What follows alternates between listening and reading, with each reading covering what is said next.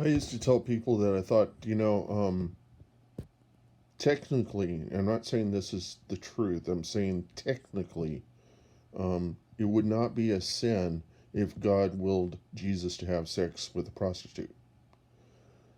I just had an epiphany, and that was Jesus could actually read people's minds, and if you could read the mind of a woman who is a prostitute, would you have sex with her? And I think that he wouldn't. It's not necessary because it's a part of their business. They're probably so sick of the act themselves that he could see into their soul and see what they find that's beautiful, and that was probably enough for him to be around them.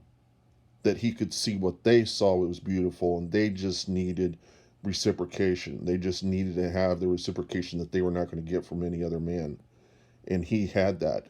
He had the ability to really see into their soul and reach for the gems that they were longing for everyone to see.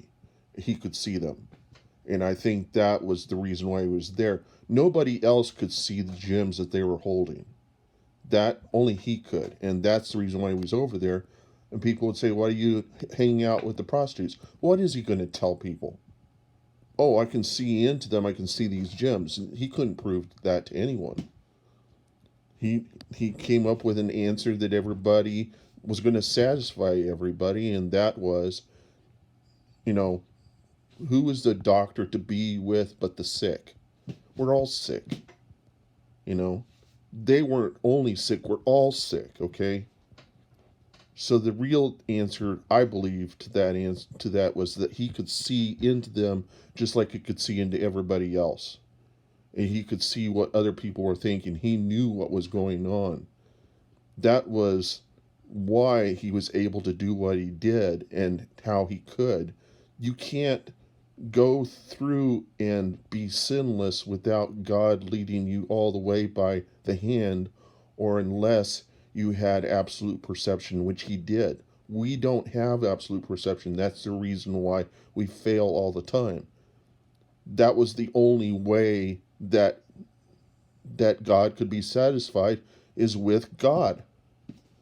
God can only satisfy God. We can't satisfy God. And we're in an environment where, if you really think about it, we will never be able to be Jesus. Exactly. We'll never be able to get to that level by ourselves. We need Jesus in order to get to that. And anybody who thinks they can is fooling themselves.